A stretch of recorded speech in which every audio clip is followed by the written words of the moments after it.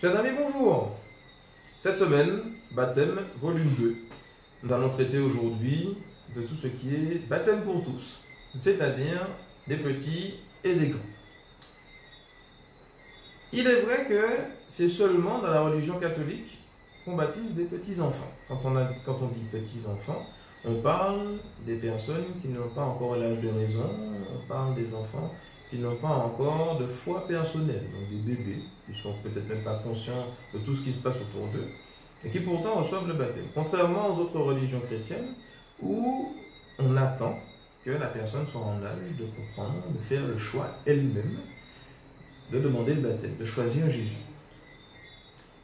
C'est bien, sachant que nous aussi, on a ça dans l'Église catholique. Il n'y a pas d'âge pour être baptisé.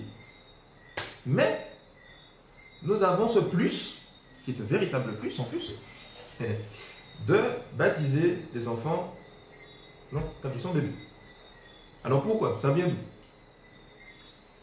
Différents versets le justifient. Par exemple, Matthieu 28 dit « Allez de toutes les nations, faites des disciples, baptisez-les au nom du Père, du Fils et du Saint-Esprit », sachant qu'il n'y a pas d'âge pour être disciple de Jésus. Parce on sait dans la vie des saints que souvent, très tôt, des petits, ils ont déjà cette connaissance, cette amitié avec Dieu. Bon.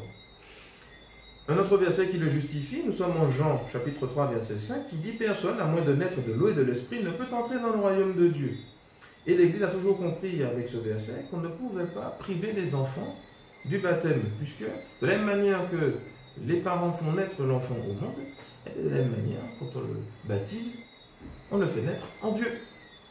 Et en continuant la réflexion, on n'attend pas que l'enfant soit en âge de demander à manger pour le lui donner. On n'attend pas non plus que l'enfant soit en âge de demander à aller à l'école pour l'inscrire à l'école. D'ailleurs, si on attendait, peut-être qu'il n'irait jamais. Soit dit en passant. Donc, si j'ai conscience que le baptême, c'est une vie de bonheur avec Dieu, un peu comme les petits poissons qu'on a vus la semaine dernière, où ils baignent dans cet amour de Dieu, pourquoi attendre que mon enfant soit en âge de faire ce choix-là?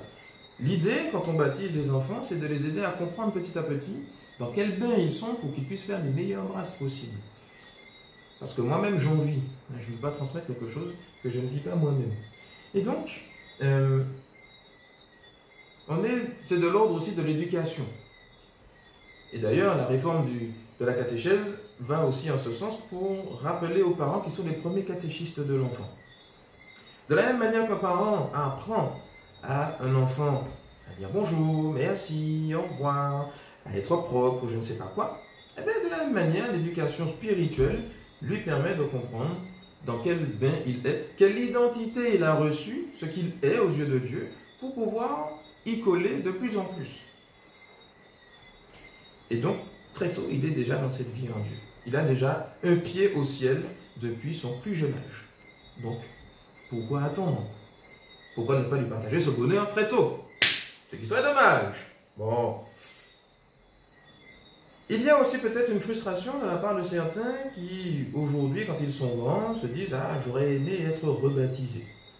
Parce que je suis conscient maintenant. » Et voilà, quand j'étais enfant, mais je n'étais pas conscient du baptême. Maintenant, je suis conscient de ma vie en Dieu. Pourtant, un autre baptême n'est pas possible. Éphésiens 4, versets 5 à 6, nous dit « Un seul Seigneur, une seule foi, un seul baptême.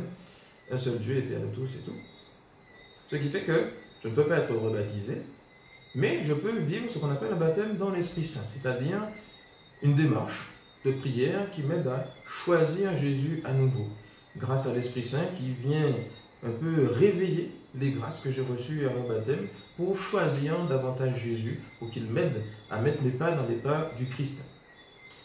Ça, c'est quelque chose de possible à tout âge. Et en plus, à chaque vigile pascale, on renouvelle les promesses de notre baptême. Donc ça nous aide là encore à replonger dans notre baptême. C'est formidable. Alors une dernière chose, c'est que quand, admettons que nous allions dans une autre religion chrétienne, nous ne sommes pas censés être rebaptisés. Toujours à la lumière de ce verset, Éphésiens 4, versets 5 et 6. Un seul baptême. Quand nous allons vers les autres religions chrétiennes, on se fait rebaptiser. Pourtant, quand un frère évangélique, par exemple, devient catholique, on ne le rebaptise pas. Parce qu'on est fidèle à ce verset de Jésus qui dit un seul Seigneur, une seule foi, un seul baptême. Donc ça c'est important à savoir. Je ne suis pas là pour faire des polémiques, mais je dis ce que la Bible dit. Sur ce, chers amis, prochain volet la semaine prochaine, restez à l'écoute. Et sur ce, bon baptême!